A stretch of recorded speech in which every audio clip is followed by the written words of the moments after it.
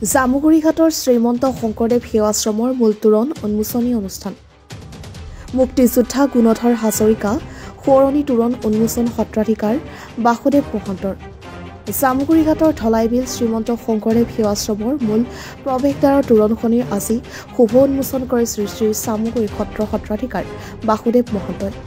চতিয়াৰ মুক্তিযোদ্ধা প্ৰয়াত গুণধৰ হাজৰিকাৰ সোঁৱৰণত তেখেতৰ পত্নী ৰামেশ্বৰী হাজৰিকাৰ দ্বাৰা শ্ৰীমন্ত শংকৰদেৱৰ সেৱাশ্ৰমৰ প্ৰতি দানসূত্ৰে আগবঢ়োৱা এই আটকধুনীয়া তোৰণখনিৰ উদ্বোধনী অনুষ্ঠানটিত অংশগ্ৰহণ কৰি মুক্তিযোদ্ধাগৰাকীৰ সুযোগ্য সন্তান তথা নদুৱা সমষ্টিৰ বিধায়ক পদ্ম হাজৰিকাই পিতৃৰ কৰ্মৰাজিৰ জীৱন বৃত্তান্ত দাঙি ধৰে। সম্পূৰ্ণ ধৰ্মীয় ৰীতি নীতিৰ মাজেৰে আয়োজিত শ্ৰীমন্ত শংকৰদেৱ সেৱাশ্ৰমৰ মূল তোৰণখনি উন্মোচনৰ কাৰ্যসূচীসমূহত অংশগ্ৰহণ কৰি দাতা তথা বিধায়কগৰাকীৰ মাতৃ বৰ্ষীয়ান মহিলা সমাজকৰ্মী ৰামেশ্বৰী হাজৰিকাই তোৰণৰ উন্মোচক সত্ৰাধিকাৰগৰাকীক ফুলাম গামোচা আৰু চেলেং চাদৰেৰে উষ্ম সম্বৰ্ধনা জ্ঞাপন কৰে।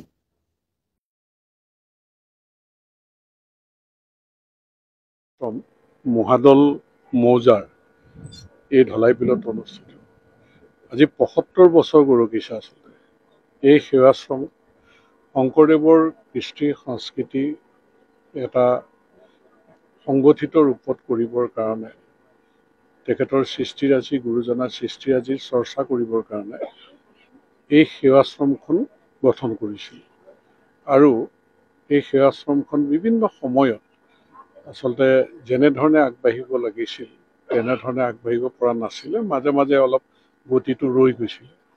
কিন্তু এতিয়া যিখন সমিতি তেওঁলোকে এটা নতুন উদ্যমৰে এই সেৱাশ্ৰমখন সুন্দৰকৈ নিৰ্মাণ কৰিবৰ কাৰণে এটা পদক্ষেপ হাতত লৈছে। আপোনালোকে দেখিছে যে বাউণ্ডেৰী ৱালেই হওক, নামঘৰ ভাগেই হওক, এইখিনি বৃক্ষৰোপণ এই কামখিনি খুব নিষ্ঠাৰে বৰ্তমানৰ কমিটিখনে ৰাইজৰ সহযোগত কৰিছে। আৰু ৭৫ বছৰ আগতে শুভচিন্তক এই অঞ্চলৰ কেইজনমানে গুৰুজনাৰ সৃষ্টিৰাজি চৰ্চাৰ কাৰণে দূৰদৰ্শিতাৰে চিন্তা কৰি ইয়াত গঢ় দিছিল আৰু ইয়াত ৰাইজৰ ফালৰ পৰা যেতিয়া জনাইছিল যে ইয়াত এখন তোৰণৰ ব্যৱস্থাৰ কাৰণে আৰু মোৰ পিতৃৰ নামতো মুক্তিযোদ্ধা তেখেতৰ নামতো বিচাৰিছিল, মায়ে এই তোৰণখন নিৰ্মাণ কৰাৰ ক্ষেত্ৰত ব্যৱস্থা ল'লে। নিৰ্মাণ কৰা সম্পূৰ্ণ হ'ল আৰু সকলো ৰাইজে সহযোগিতা কৰিছে, ভাল লাগিছে। আমি এই সেৱাশ্ৰমখন সুন্দৰকৈ নিৰ্মাণ কৰিবৰ কাৰণে আজিৰ দিনটোতে আমি নতুন উদ্যমৰে আকৌ চিন্তা পৰিকল্পনা কৰিছোঁ। সুন্দৰ এখন তোৰণ ইয়াত হৈ উঠিব, সেৱাশ্ৰম হৈ উঠিব, সুন্দৰ এখন সেৱাশ্ৰম হৈ উঠিব।